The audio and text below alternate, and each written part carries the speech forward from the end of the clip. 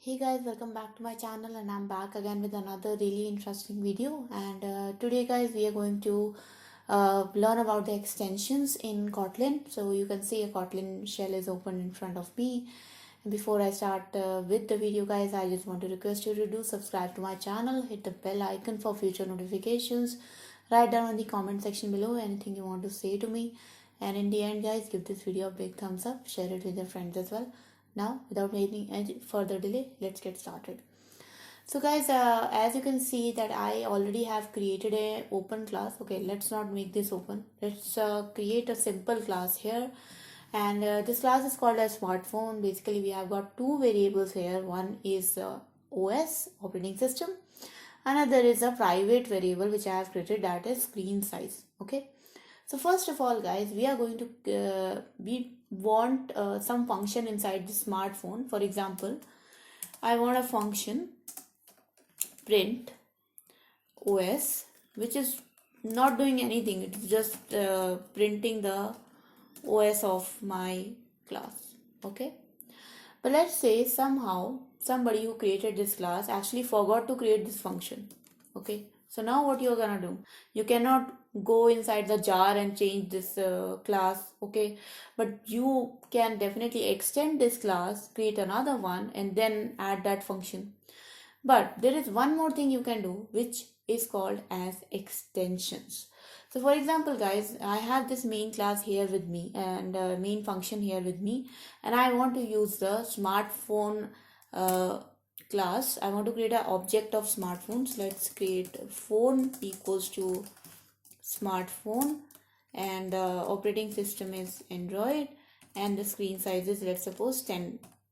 Okay, let's say 10 centimeter or whatever. Okay, so this is the phone object. Now I basically want to print my operating system, but we know that the smartphone class is not having any print sort of function. And just to create one function, I don't want to really extend the class or do anything like replicate the class. Okay, so what I will do something like this. I can create a function on fly using the extension of Kotlin extension feature.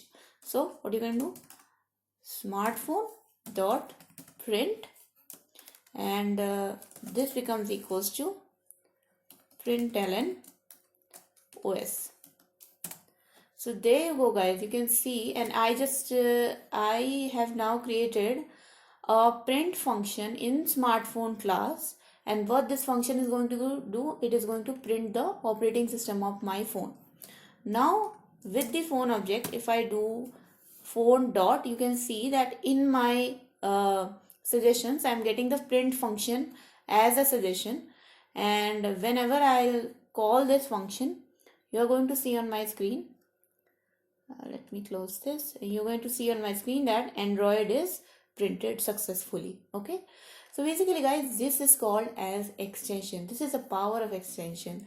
For example, let me comment out this portion.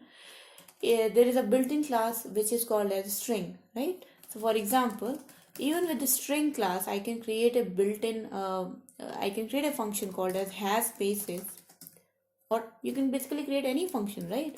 So let's suppose this function is of string class and it is just checking if there is any spaces inside my string or not. So this is a boolean function, and here I'll just create a found variable which is equals to this dot find, and I just check each and every character of my string, that if that character is a space or not, and then just return found not equals to null. And because if we have not found anything which is space, then it should return false, otherwise it should return true. Now if I do println, and let's take any string. So for example, hi and welcome to my channel, and now I do dot, and you see that I have got has spaces function in my suggestions. And now if I run this code again, you're going to see that true will get printed. And there you go guys, you can see that true is printed because this is having spaces. And if you want to test the negative scenario also, then you will see that false will get printed here in this case because there is only one word and no spaces. Okay, so that's the power of extensions, guys. With extensions you can actually create functions of already created classes without actually extending them or inheriting them, or without changing those classes. Okay, now let's go through the limitations of extensions. So let me delete this and let me go back to my smartphone class here. Okay, so we all saw that in smartphone class we actually have got two variables. One is a public variable, operating system, OS. One is a private variable called as screen size. So guys, there was one function print which was only accessing the public variable. Now if I want to actually use this print function to print the screen size, so if I want to print the screen size of my smartphone, you can see that I am getting an error. Why I am getting an error? Because the screen size is private and I cannot access it. So basically that's the limitation of extension, that the variables that are private cannot be accessed. Okay, so if I change it back to OS, you see that I have got no further errors. Okay, now let's see one more thing. Let me go back to my project. Let me create another class which is a subclass of my smartphone class. So let me create a class called, let's create a phone, for example, Samsung. Right? So this Samsung class is actually going to inherit my smartphone class. So for that I have to open my smartphone class first. So now I have made it open, and now this smartphone, the Samsung class is going to have a value called as variable screen size, definitely, and this is going to inherit the smartphone class. And by default the operating system of Samsung mobiles is obviously by default it's Android, and the screen size will be as it is sent to smartphone constructor as we created in the Samsung class. Okay, so there you go, guys. You can see that now my subclass is created. What I'm going to do with this Samsung subclass is now I'm going to create another object called as Samsung phone, and this object is going to inherit the Samsung class. This object is going to get assigned the Samsung class object with, let's suppose, screen size 20. Okay, so this becomes our Samsung class object now. Okay, so we have got one function in smartphone class print which is printing the operating system of smartphone class. Okay, now let me delete this print statement for now. Let me create another function, and this time this function is part of the Samsung class. Okay, and the print method is actually going to print this. Print method is going to print that Samsung OS is Android. Okay, so now I have got Samsung.print, I have got smartphone.print. So both the superclass and the subclass are having their own implementations of print method. Okay, and we have created an object of the Samsung class. So if I do Samsung phone.print, what do you think is going to get printed? Let's see. I think most of you might already guess it, that it is going to print Samsung OS is Android, and that's what it has printed, because it's pretty obvious that this object is the type obviously a Samsung class object. Okay, now I'm going to comment out this statement. Let me create another variable here, and this variable is called as smartphone variable, and this smartphone variable is actually type of smartphone, but when I assign it, it is getting assigned the value of Samsung phone. So basically this object is of type smartphone, it is of type of your superclass, but we are assigning it the object of the subclass, which is Samsung phone. Now if I want to do smartphone dot print, what do you think is going to print? So some of you might guess that this is going to print Samsung OS as Android, because the object is assigned Samsung phone, but no. You see that it actually prints Android. So it actually prints the smartphone.print function instead of using the Samsung.print function. And why is that? Because guys, although at runtime this object is assigned the object of Samsung class, at compile time this object is of type smartphone. And these extension functions which we actually use are determined on the basis of the reference type. Okay, so if the object at compile time is of type smartphone, then the extension function will also be for that class.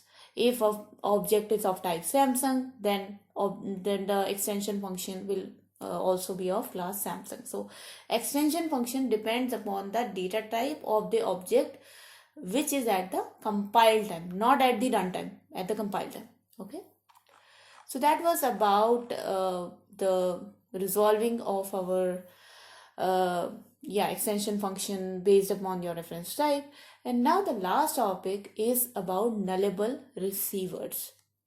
So nullable receivers is another really interesting topic, guys, and let's see how we can do that. Okay, so we have our smartphone class, right? Let me create a function of smartphone class. And what is a nullable receiver function? A nullable receiver function is a function which can be called of a null object. So let's suppose I want to create a function, and if I want to create a nullable receiver function, I have to write question mark dot, and let's say this function is called as call, right? So I want to make sure that this function is getting called only if it is not null. So this question mark actually makes sure that this function will get called only if the object on which this is called is not null. So apply println calling. Okay, now I have this phone object with me. Okay, I have a phone object which is not null. It is assigned a smartphone object. So if I do phone dot call, what is going to print?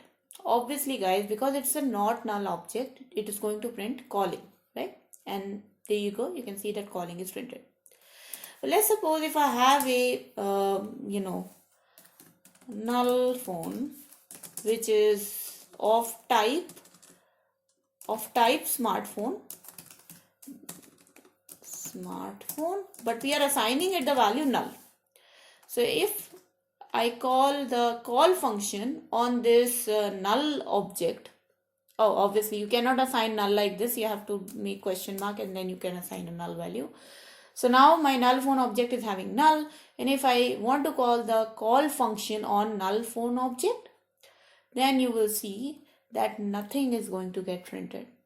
There you go, guys. You can see that nothing is printed because the call function is a nullable receiver function. So if you create a function like this, like question mark dot call, then this function is going to be called only on those objects which are not null. If an object is null, you will still not get any error. Instead, nothing will get executed. Okay, so there will be just no output. Okay, and that was about the extension functions, guys, and they are really very powerful, and most of the Kotlin standard library is implemented as extension function. So I hope, guys, this really important topic is clear to you and you learned something from it. If you have, guys, then do not forget to subscribe to my channel and hit the bell icon for more such programming related content. And give this video a big thumbs up, guys. Share it with your friends as well. In the comment section, write down anything you want to say to me. Any feedback is welcome. I make your videos almost every day, guys, so I hope I'll see you guys in the next video. Thank you so much for watching. Until next time, bye bye.